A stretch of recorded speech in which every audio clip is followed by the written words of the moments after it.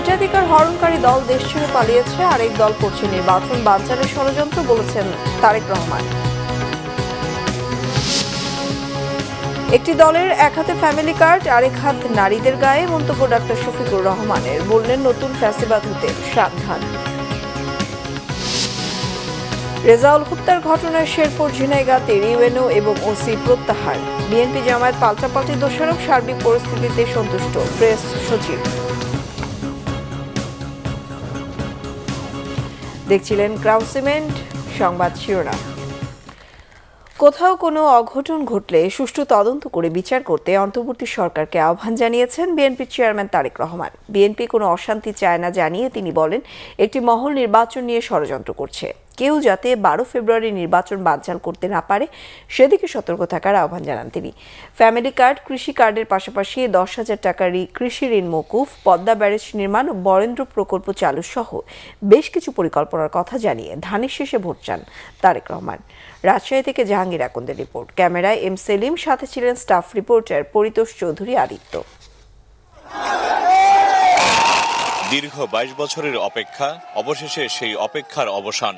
ঠিক যখন ঘড়ির কাঁটা 1:52, তখন বিএনপির চেয়ারম্যান তারেক রহমান পৌঁছান পদ্মাপাড়ের শহর রাজশাহীর মাদ্রাসা মাঠের জনসভায়। দীর্ঘ প্রায় 1.5 যুগেরও বেশি সময় পর যখন প্রিয় মানুষটি চোখের সামনে, তখন উচ্ছ্বাসে ফেটে পড়েন জনসভায় উপস্থিত নেতাকর্মীরা। তারেক রহমান যখন মঞ্চে পৌঁছান, তার আগেই কানায় কানায় পূর্ণ হয়ে ওঠে মাদ্রাসা মাঠের জনসভা। জনস্রোত ছড়িয়ে পড়ে আশপাশের এলাকায়। সকাল থেকেই রাজশাহী মহানগর ও বিভাগীয় সংসদীয় আসনগুলো থেকে মিছিল নিয়ে নেতাকর্মীরা পৌঁছান মাদ্রাসা মাঠে। রং বেরঙের ব্যানার ফেস্টুন হাতে নিয়ে ধানের শীষের পক্ষে স্লোগান দেন তারা। জনসভায় উপস্থিত ছিলেন তারেক রহমানের স্ত্রী ডাক্তার জুবাইদা রহমান। তারেক রহমান তার বক্তব্যে বলেন, পদ্মা, ব্রহ্মপুত্র, তিস্তা কোথাও পানি নেই। বরেন্দ্র প্রকল্প চালু করে জিয়াউর রহমান খাদ্য উৎপাদন দ্বিগুণ করেছিল। নির্বাচিত হলে পদ্মা ব্যারেজ ও বরেন্দ্র প্রকল্প চালু সহ বেশ কিছু পরিকল্পনার কথা জানান তারেক রহমান। বরেন্দ্র প্রকল্প প্রায় আজ বন্ধ অবস্থা। আমরা এই বরেন্দ্র প্রকল্পকে চালু করতে চাই সঠিকভাবে। আবার এই এলাকার খালগুলোকে আমরা খনন করতে চাই, পদ্মা নদীকে আমরা খনন করতে চাই। আরেকটি কাজ করতে চাই, যদি আপনাদের সমর্থন থাকে, আরেকটি কাজ করতে চাই, ধানের শীষ সরকার গঠন করলে ইনশাল্লাহ আমরা পদ্মা ব্যারেজ নির্মাণের কাজে হাত দিতে চাই। নতুন করে চালু করব শহীদ জিয়া সেই খাল খনন কর্মসূচি, সাথে আমরা পদ্মা ব্যারেজের কাজে ইনশাল্লাহ হাত দেব যত দ্রুত সম্ভব। আমাদের পরিকল্পনার মধ্যে একটি আছে, কিভাবে আমকে সংরক্ষণ করা যায়, আরো বেশি কিছুদিন রাখা যায়, সেটা পরীক্ষা নিরীক্ষা করে আমরা আমের জন্য হিমাগার তৈরি করতে চাই এই এলাকায়। বিএনপির চেয়ারম্যান বলেন, 16-17 বছর মানুষ ভোটাধিকার বঞ্চিত ছিল। বাক স্বাধীনতা কেড়ে নেওয়া হয়েছিল। মেগা প্রজেক্টের নামে মেগা দুর্নীতি করেছিল স্বৈরাচারী সরকার। এখন গণতন্ত্রের ভিত্তিকে মজবুত করতে সবাইকে ঐক্যবদ্ধ হতে হবে। ইনশাল্লাহ 12 তারিখে নির্বাচনের পরে সরকার গঠনে সক্ষম হলে সরকার থেকে সব রকম সহায়তা দেওয়া হবে। যে সকল উদ্যোক্তা কৃষি সংক্রান্ত মিল ফ্যাক্টরি এই রাজশাহী সহ পুরো উত্তরাঞ্চলে প্রতিষ্ঠিত করবে, তাদেরকে বিশেষ সহায়তা দেওয়া হবে যাতে করে তারা মিল ফ্যাক্টরি করতে পারে। কারণ তারা যদি মিল ফ্যাক্টরি করে, তাহলে এই এলাকার সন্তানরা, সেটি রাজশাহী জেলা হোক, সেটি সমগ্র উত্তরাঞ্চলের মানুষ হোক, তাহলে তাদের কর্মসংস্থানের সুবিধা হবে। আমরা হিসাব নিকাশ করে দেখেছি এবং তারপরে আমরা সিদ্ধান্ত নিয়েছি যে 10,000 টাকা পর্যন্ত যাদের কৃষি ঋণ এই মুহূর্ত পর্যন্ত আছে, 10,000 টাকা পর্যন্ত কৃষি লোন সুদ সহ ইনশাল্লাহ আমরা মওকুফ করব। ধানের শীষ ইনশাল্লাহ বিজয় হলে কৃষকদের পাশে দাঁড়ানো, মা বোনদের পাশে দাঁড়ানো, এই রকম কোনো কাজ, এলাকার হাসপাতাল, এলাকার স্কুল কলেজগুলো ঠিক করা, শিক্ষক ঠিক মতন পাঠানো, ডাক্তার ঠিক মতন পাঠানো, এগুলো কোনো কাজ বিগত 16-17 বছর হয় নাই। কাজেই এখন এই যে 5ই আগস্টে একটি পরিবর্তন হয়েছে, এই পরিবর্তনটি যেটি হয়েছে, এই পরিবর্তনটি হতে হবে জনগণের কাঙ্ক্ষিত পরিবর্তন। তারেক রহমান বলেন, বিএনপি দেশে শান্তি চায়, কোনো অশান্তি চায় না। কোথাও যদি কোনো অনাকাঙ্ক্ষিত কোনো ঘটনা ঘটে থাকে, অন্তর্বর্তীকালীন সরকার আছে, তাদেরকে বলবো সঠিক সুষ্ঠু তদন্ত করুন। সঠিক তদন্ত অনুযায়ী দেশের আইন অনুযায়ী বিচার হতে হবে যদি কোথাও কোনো বিভেদ কোনো সমস্যা হয়ে থাকে। আমাদের পক্ষ থেকে পরিষ্কার কথা, আমরা দেশে শান্তি চাই। মুসলমান, হিন্দু, খ্রিস্টান, বৌদ্ধ সকলকে নিয়ে আমরা শান্তিতে বসবাস করতে চাই এই দেশে। 12 তারিখে বাংলাদেশের মানুষকে আজকে সিদ্ধান্ত নিতে হবে, আমাদেরকে সিদ্ধান্ত নিতে হবে যে আমরা আগামী দিন দেশকে কোন দিকে পরিচালিত করব। দেশকে আমরা গণতন্ত্রের দিকে পরিচালিত করব নাকি দেশ অন্য কোনো দিকে চলে যাবে। 12 ফেব্রুয়ারির নির্বাচন কেউ যাতে বানচাল করতে না পারে সেদিকে সতর্ক থাকতে নেতাকর্মী ও জনগণের প্রতি আহ্বান জানান তারেক রহমান। তারা চলে গেছে যারা ভোটের অধিকার কেড়ে নিয়েছিল, কিন্তু আরেকটি মহল ষড়যন্ত্র শুরু করছে, ভেতরে ভেতরে ষড়যন্ত্র করছে কিভাবে এই নির্বাচনকে ক্ষতিগ্রস্ত করা যায়, কিভাবে বাধাগ্রস্ত করা যায়। এই দেশই হচ্ছে আমাদের প্রথম এবং এই দেশই হচ্ছে আমাদের শেষ ঠিকানা। সেজন্যই আমি একটি কথা বলি, সবসময় একটি কথা বলি, কথাটি আপনারাও জানেন, আমার সাথে দয়া করে কথাটা বলবেন। করব কাজ সবার আগে বাংলাদেশ। এনাদের প্রত্যেকের হাতে আমি ধানের শীষ তুলে দিয়ে গেলাম। এখন আপনাদের দায়িত্ব হচ্ছে 12 তারিখ পর্যন্ত এদেরকে দেখে রাখা, আর এদের দায়িত্ব হচ্ছে 12 তারিখে ইনশাল্লাহ ভোট দিয়ে যখন আপনারা জিতিয়ে আনবেন, 13 তারিখ থেকে এদের দায়িত্ব হচ্ছে আপনাদেরকে দেখে রাখবে। ধানের শীষে ভোট দেওয়ার আহ্বান জানিয়ে বিএনপির চেয়ারম্যান বলেন 13 ফেব্রুয়ারি থেকে জনগণের জয়যাত্রা শুরু হবে। তারেক রহমানের আগমনে উজ্জীবিত বিএনপির নেতাকর্মীরা। মাদ্রাসা মাঠে নির্বাচনী জনসভায় তারেক রহমান বিএনপি ক্ষমতায় গেলে জনগণের ভাগ্যের উন্নয়নের জন্য কি করা হবে তার একটি পরিকল্পনা তুলে ধরেন। নেতাকর্মীরা বলছেন তারেক রহমানের কাছ থেকে তারা যে দিক নির্দেশনামূলক বক্তব্য পেয়েছেন তারা তা জনগণের কাছে পৌঁছে দেবেন এবং ধানের শীষের বিজয়ের জন্য কাজ করবেন। জাহাঙ্গীর আকন, বাংলা ভিশন, রাজশাহী মাদ্রাসা মাঠ, রাজশাহী। পতিত শক্তির সাথে মিলে একটি পক্ষ নির্বাচন বানচালের ষড়যন্ত্র করছে বলে জনগণকে সজাগ থাকার আহ্বান জানিয়েছেন বিএনপির চেয়ারম্যান তারেক রহমান। উত্তরবঙ্গ সফরকালে গতকাল সন্ধ্যায় নওগাঁয় নির্বাচনী জনসভায় তিনি এমনটা বলেন। এ সময় তিনি নির্বাচনের দিন সকল ষড়যন্ত্র রুখে দিতে তাহাজ্জুদের নামাজ পড়েই ভোটকেন্দ্রে উপস্থিত হতে ভোটারদের আহ্বান জানান। তারেক রহমান বলেন, বিএনপি নেতাকর্মীরা গত 17 বছর রাজপথে সংগ্রামের মাধ্যমে দেশের প্রতি তাদের দায়িত্বের পরিচয় দিয়েছে। তিনি বলেন, বিএনপি নেতাকর্মীরা কখনো দেশ ছেড়ে পালাননি। নির্বাচনে বিএনপি বিজয়ী হলে ফলাফল ঘোষণার পরদিন থেকে ধানের শীষের প্রার্থীরা এলাকায় কাজ শুরু করবে বলেও এ সময় প্রতিশ্রুতি দেন তারেক রহমান।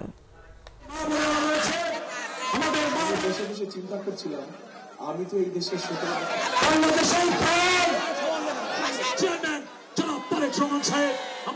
ষড়যন্ত্র কিন্তু এখন শেষ নেই। একটা তো পালিয়ে গিয়েছে দেশ থেকে, কিন্তু আরেকটা পক্ষ আছে যারা এই দুই পক্ষ আবার আগে থেকে একসাথেই ছিল। এই দুই পক্ষ কিন্তু বিভিন্ন সময় একসাথেই ছিল, তলে তলে একসাথেই ছিল। গত 16 বছরেও আপনারা মাঠে ঘাটে কত পেয়েছেন আন্দোলন সংগ্রামে, তাদেরকে কোথাও ছিল না, ওই ভিতরে ভিতরে কিন্তু তাদের সাথেই ছিল এরা। আচ্ছা, এখন এরা আবার ষড়যন্ত্র শুরু করেছে বিভিন্ন রকম। এখন আপনাদেরকে চোখ কান খুলে রাখতে হবে, যাতে ষড়যন্ত্র করে আপনাদের ভোট এদিক ওদিক না করে। ব্যালট বাক্স পাহারা দিতে হবে। জনগণ গত 17 বছর ধরে বিএনপির সাথে, সেই 15-16 বছর বিএনপির সাথে জনগণ ছিল বলে বিএনপি এত অত্যাচার নির্যাতনের মধ্যে আজও টিকে আছে। নির্বাচনী জনসভায় অংশ নিতে আজ রংপুর যাচ্ছেন বিএনপি চেয়ারম্যান তারেক রহমান। জনসভা জনসমুদ্রে রূপ দিতে ঐক্যবদ্ধ নেতাকর্মীরা। সফর উত্তরাঞ্চলে মানুষের প্রত্যাশার পালে হাওয়া লাগবে বলে মনে করছেন অনেকেই। নিরাপত্তায় কঠোর অবস্থানে আইন শৃঙ্খলা বাহিনী। রংপুর থেকে জুয়েল আহমেদের রিপোর্ট, ক্যামেরায় শাহনওয়াজ জনি। স্থানীয় কালেক্টরেট ঈদগাহ মাঠ সাজানো হচ্ছে নবরূপে। 2 দশক পর বিএনপি চেয়ারম্যান তারেক রহমানের এ সফরকে কেন্দ্র করে উত্তরে তৈরি হয়েছে রাজনৈতিক আশার নতুন আবহ। নির্বাচনী সমাবেশ জনসমুদ্রের রূপ দিতে একযোগে মাঠে নেমেছেন দলীয় নেতাকর্মীরা। আমাদের রংপুরের মানুষ অনেক বেশি উচ্ছ্বাসিত, তারা অধীর আগ্রহে অপেক্ষা করছেন আমাদের প্রিয় নেতাকে দেখার জন্য। রংপুরবাসী ওনাকে দেখিয়ে দিবে যে কতটা ভালোবাসা নিয়ে সবাই অধীর আগ্রহে অপেক্ষা করছে। তারেক রহমান তারুণদেরকে নিয়ে যে স্বপ্ন দেখছেন, সেই স্বপ্ন ছোঁয়া রংপুরে লাগবে এবং উন্নয়নের ছোঁয়া রংপুরে লাগবে। তারেক রহমানের নাম যখন আসবে বিএনপির মধ্যে, মানে নেতাকর্মীদের মধ্যে, তখন কোনো আর ভেদাভেদ থাকে না, ভেদাভেদ থাকবে না। সবাই ঐক্যবদ্ধভাবে তারেক রহমান মুখী হবে এবং তারেক রহমানের প্রোগ্রামকে সাকসেস করার জন্য কাজ করবে। এই অঞ্চলের দীর্ঘদিনের বৈষম্যগুলোকে দূর করার জন্য সেই পরিকল্পনাগুলো আগামীকাল আমাদের সেই প্রিয় নেতা উপস্থাপন করবেন। খুশিতে তারেক জিয়ার মাঠে কাজ করতেছি।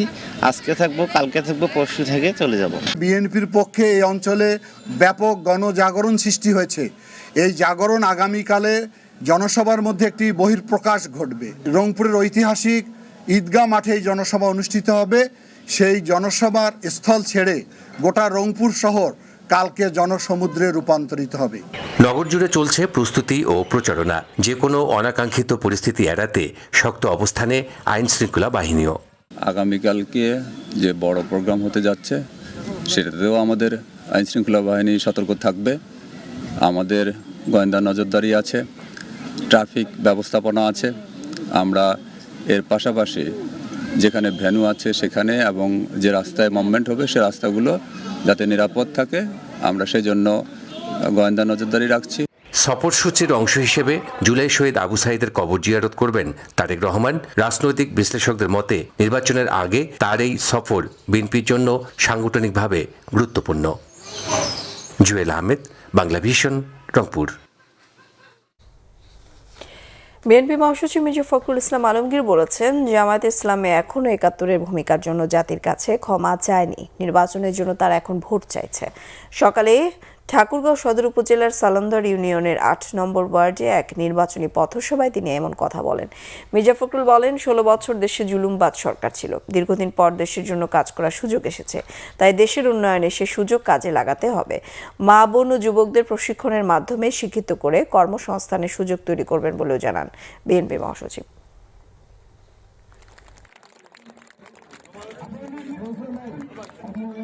এখন আমি আসছি আপনাদের সামনে নির্বাচনের প্রার্থী হয়ে, আপনাদেরকে চাইতে এসেছি যে আপনাদের ভোটটা, যেটা আপনাদের একটা বিরাট আমানত, সেটা আপনারা আমাকে দেবেন।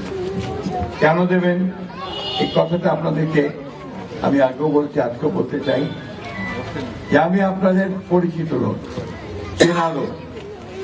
1991 সাল থেকে আমি আপনাদের সঙ্গে কাজ করছি। তারও আগে 86 সাল থেকে আমি পৌরসভার চেয়ারম্যান ছিলাম।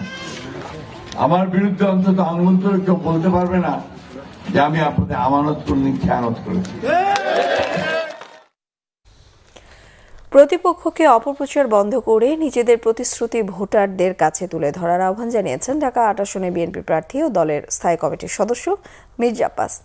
এদিকে নির্বাচনী প্রচারে স্থানীয় নাগরিক সমস্যা দূর করার পাশাপাশি ৩১ দফার আলোকে দেশ গঠনের অঙ্গীকার করেছেন ঢাকা ৬ আসনের বিএনপি প্রার্থী ইশরাক হোসেন।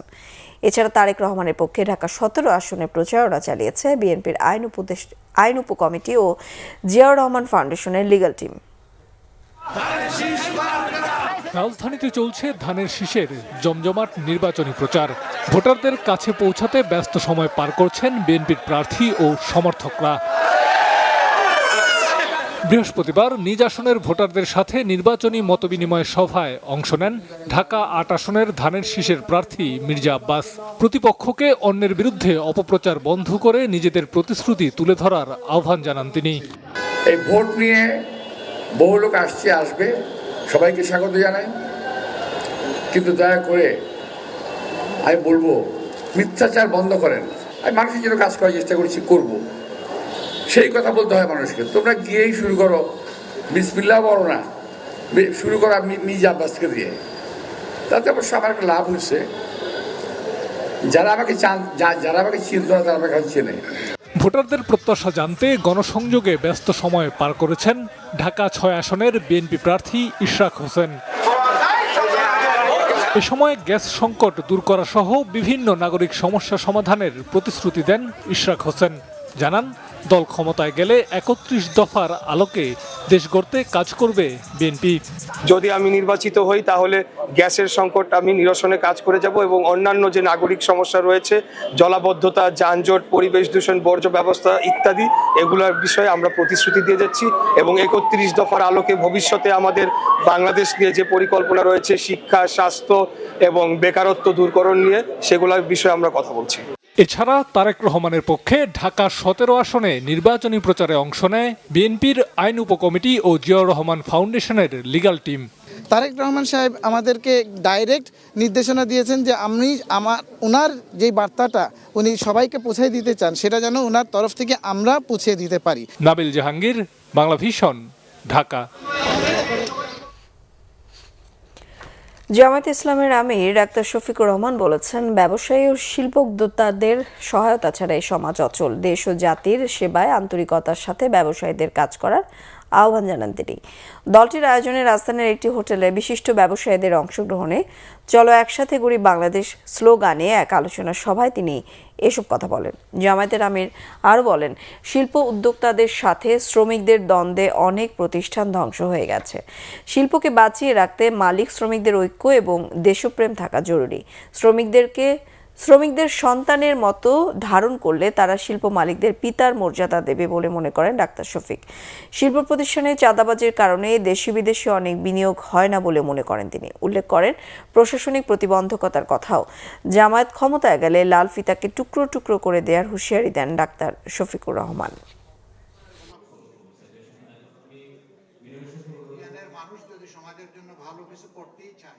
আমাদের দেশের গরিব মানুষেরাও কিন্তু ট্যাক্স দেয়। Everyone tax payer, macro or micro, সবাই কিন্তু ট্যাক্স পেয়ার। এই ট্যাক্সগুলা মিলেই আমাদের রেভিনিউ। আর বৈদেশিক ঋণ এবং সাহায্য নিয়ে বাকি অর্থনীতির অপূর্ণ অংশটা আমাদের কাভার হয়। কাজেই আমরা যদি এই জিনিসটা চিন্তা করি যে এই সমাজ আমাকে বিল্ড আপ করেছে, আমার প্রিয় সমাজের প্রতি আমার একটুখানি দায় আছে, এই ফিলিংসটা যদি আমাদের মাঝে থাকে, তাহলে আলহামদুলিল্লাহ আমরা একটা বেটার নেশন বিল্ড আপ করতে পারব। এর আগে রাজধানীতে দলীয় কয়েক প্রার্থীর নির্বাচনী প্রচারণায় যোগ দেন জামায়াতের আমির। বলেন, একটি দল এক হাতে ফ্যামিলি কার্ড দেওয়ার কথা বলছে, আরেক হাতে নারীদের হেনস্থা করছে। নতুন করে কেউ ফ্যাসিবাদের পোশাক পরে এলে যুব সমাজ ছাড় দেবে না বলে হুঁশিয়ারি দেন ডাক্তার শফিক। রিপোর্ট মেজবার রহমানের। আসন্ন জাতীয় নির্বাচনকে সামনে রেখে রাজধানীতে নির্বাচনী প্রচারণা শুরু করেছে বাংলাদেশ জামায়াত ইসলামী। রাজধানীর বিভিন্ন আসনে পথসভা ও সমাবেশ কর্মসূচি করছে দলটি। বৃহস্পতিবার সকালে রাজধানীর কারওয়ান বাজারে ঢাকা 12 আসনে নির্বাচনী প্রচারণা করেন জামাত আমির।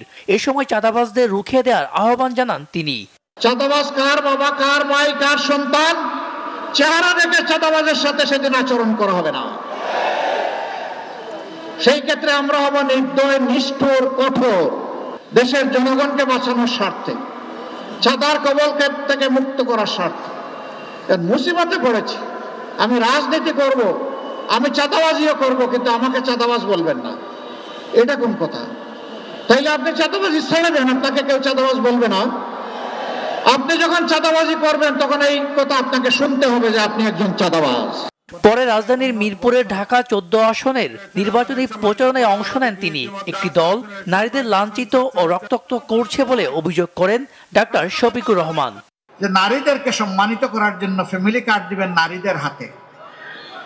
আপনি এক হাতে ফ্যামিলি কার্ড, আরেক হাতে আমার মায়ের গায়ে হাত, এই দুইটা আমরা দেখতে চাই না। মারা মিছিল করে আপনাদের কারো কাছে ফ্যামিলি কার্ড চায় না। এই মারা ইজ্জতের সাথে বাঁচতে চায়। আগে আমার মায়ের ইজ্জতের কথা বলুন, রাখেন আপনার ফ্যামিলি কার্ড। এদিন সকালে রাজধানীর মিরপুর 10-এ অফিস ও মাল্টিমিডিয়া বাসের উদ্বোধন করেন জামাত আমির।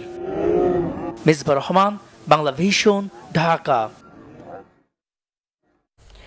জাতীয় নাগরিক পার্টি এনসিপির আহ্বায়ক নাহিদ ইসলাম বলেছেন, একটি দল আওয়ামী লীগের অতীত কর্মকাণ্ডের পুনরাবৃত্তি করছে। মৌলভীবাজার 4 আসনে রেলওয়ে স্টেশন রোড সংলগ্ন এলাকায় জামায়াত ইসলামের নেতৃত্বাধীন 11 দলীয় জোটের উন্মুক্ত প্রার্থী প্রতিম দাসের পক্ষে নির্বাচনী জনসভায় তিনি এসব কথা বলেন। নাহিদ ইসলাম বলেন, দলটি সারা দেশে সন্ত্রাসী কর্মকাণ্ড চালাচ্ছে, 11 দলীয় জোটের প্রার্থীদের উপর হামলা চালাচ্ছে। একতরফা এসব হামলা চলতে থাকলে জনগণ আগামী 12 ফেব্রুয়ারি ব্যালটের মাধ্যমে এর জবাব দেবে। বুধবার শেরপুরে বিএনপির সাথে সংঘর্ষে নিহত জামায়াত নেতা মাওলানা রেজাউল করিমের দাফন হয়েছে গতকাল। 2 দফা জানাজা শেষে রাত 9টার দিকে গোপালখিলায় পারিবারিক কবরস্থানে তাকে দাফন করা হয়। এর আগে বিকেলে মাওলানা রেজাউল করিমের মরদেহ বহনকারী অ্যাম্বুলেন্সটি শ্রীবর্দী কলেজ মাঠে পৌঁছালে এক হৃদয় বিদারক পরিবেশের তৈরি হয়। সেখানে ভিড় জমে স্বজন ও প্রতিবেশী সহ হাজার হাজার মানুষের। পরিবারের সদস্যদের আহাজারিতে ওই এলাকার বাতাস ভারী হয়ে ওঠে। কলেজ মাঠে বিকেল 5টায় প্রথম জানাজায় জামায়াত ছাড়াও বিভিন্ন দলের নেতাকর্মী ও সাধারণ মানুষের ঢল নামে। এর আগে বিকেলে শ্রীবর্দী উপজেলা শহরে জামায়াত ইসলামের কার্যালয়ে দলের কেন্দ্রীয় নেতারা এটিকে পরিকল্পিত হত্যাকাণ্ড বলে উল্লেখ করেন। বুধবার উপজেলা রিটার্নিং অফিসারের আয়োজনে ঝিনাইগাতি স্টেডিয়াম মাঠে প্রার্থীদের ইশতেহার পাঠ অনুষ্ঠানে চেয়ারে বসাকে কেন্দ্র করে বিএনপি জামায়াতের সংঘর্ষে মাওলানা রেজাউল করিম গুরুতর আহত হন। ময়মনসিংহ মেডিকেল কলেজ হাসপাতালে নেয়ার পথে তার মৃত্যু হয়। বুধবার শেরপুরে বিএনপি ও জামায়াতের মধ্যে সংঘর্ষ এবং জামায়াত নেতার মৃত্যুর ঘটনায় ঝিনাইগাতি থানার ইউএনও এবং ওসিকে প্রত্যাহার করেছে নির্বাচন কমিশন। বিকেলে রাজধানীর আগারগাঁও নির্বাচন ভবনে সাংবাদিকদের এই তথ্য জানিয়েছেন কমিশনের সিনিয়র সচিব আক্তার আহমেদ। শেরপুরের ঘটনায় প্রার্থীদের বিরুদ্ধে কী ব্যবস্থা নেওয়া হবে সেটা জুডিশিয়াল ইনকোয়ারি কমিটির রিপোর্টের পর সিদ্ধান্ত নেওয়া হবে। প্রার্থীদের প্রচারণা ও আচরণ বিধি নিয়ে সাংবাদিকদের প্রশ্নের জবাবে ইসি সচিব জানান, রঙিন ব্যানার প্রার্থীরা ব্যবহার করতে পারবেন না। 8 ফেব্রুয়ারির পর আদালতের নির্দেশে কোনো প্রার্থিতা ফিরে পেলে পোস্টাল ব্যালটে তাদের নাম ও প্রতীক থাকবে না। এদিকে আগামী নির্বাচনের সংবাদ সংগ্রহের জন্য সাংবাদিকদের কার্ড কমিশন থেকে দেওয়ার নীতিগত সিদ্ধান্ত নিয়েছে কমিশন।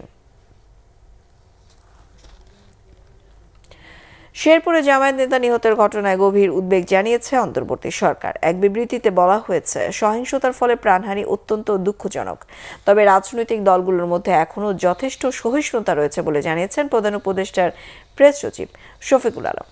বলেন, এখনো পর্যন্ত নির্বাচন কেন্দ্রিক সহিংসতায় 4 জনের প্রাণহানি ঘটেছে, যা পূর্বের নির্বাচনের সময়কার সহিংসতার তুলনায় অনেক ভালো পরিস্থিতি।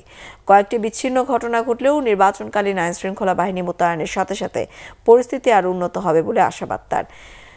উপদেষ্টা পরিষদের বৈঠক নিয়ে ব্রিফিংয়ে প্রেস সচিব এসব কথা বলেন। এর আগে উপদেষ্টা পরিষদের বৈঠকে কর্মক্ষেত্র ও শিক্ষা প্রতিষ্ঠানে যৌন হয়রানি প্রতিরোধ অধ্যাদেশ, ভুক্তভোগীর অধিকার সুরক্ষা অধ্যাদেশ, পারিবারিক সহিংসতা প্রতিরোধ অধ্যাদেশ সহ বেশ কয়েকটি অধ্যাদেশের অনুমোদন দেয় উপদেষ্টা পরিষদ।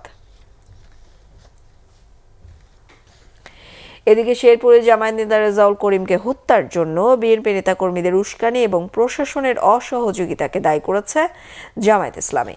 শেরপুর সহ দেশের বিভিন্ন স্থানে সহিংস ঘটনার প্রতিবাদে রাজধানীতে এক জরুরি সংবাদ সম্মেলনে এ অভিযোগ করেছেন দলের সহকারী সেক্রেটারি জেনারেল এহসানুল মাহবুব জুবায়ের।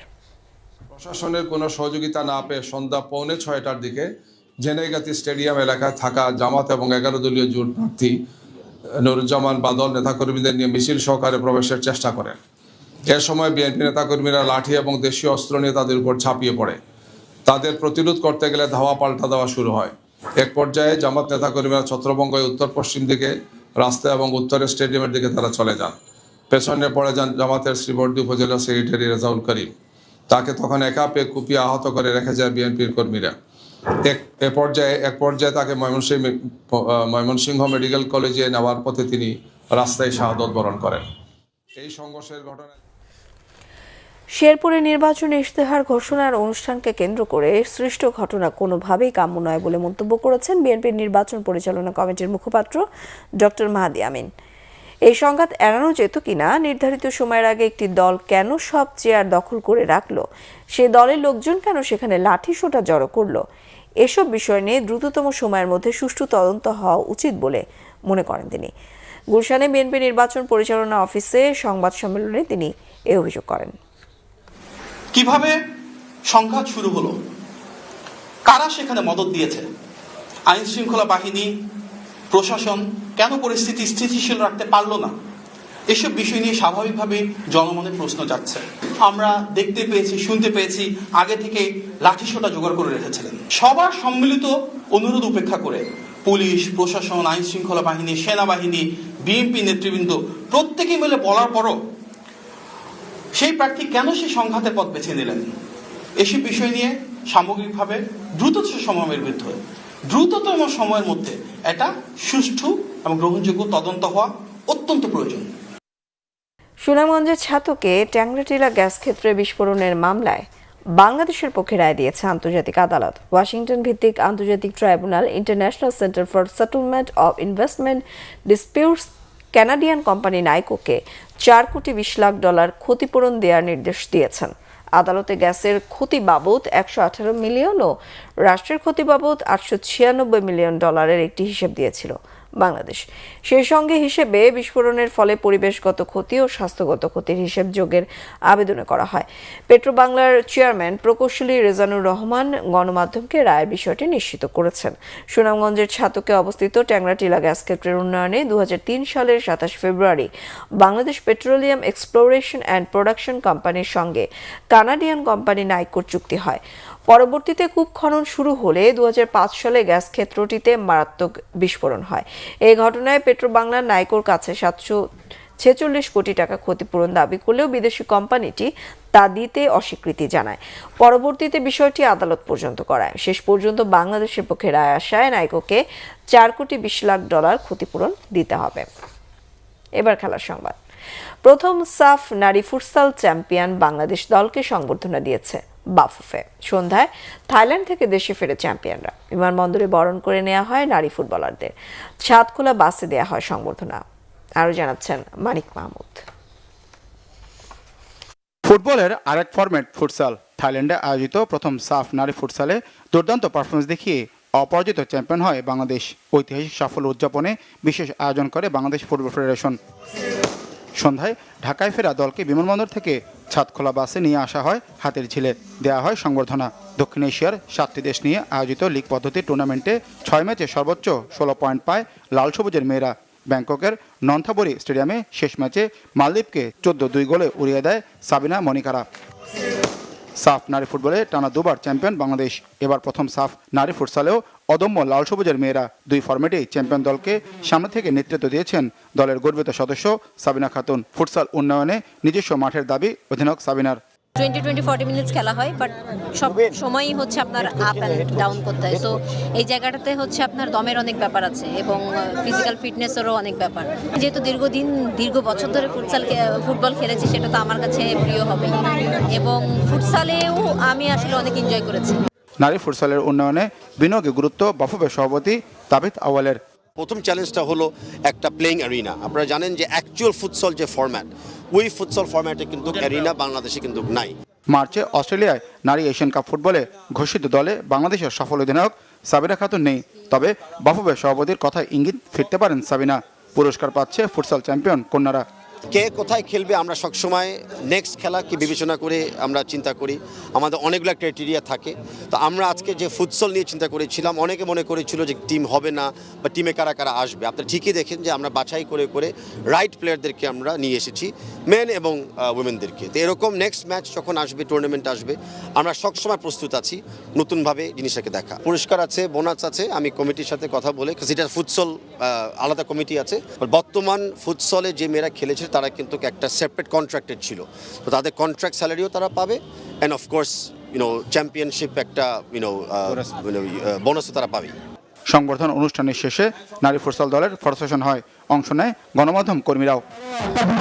মানিক মাহমুদ, বাংলাভিশন, ঢাকা।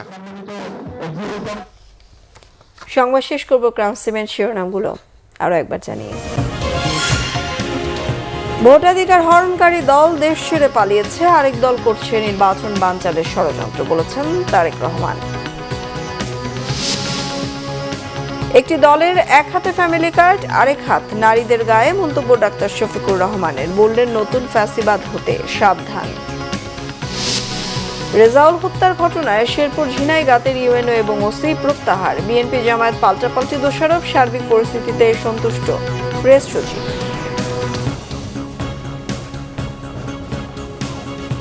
এই ছিল এখনকার মতো। পরের সংবাদ সকাল 7:30টায় দেখার আমন্ত্রণ রইল। এতক্ষণ সঙ্গে থাকায় ধন্যবাদ সবাইকে।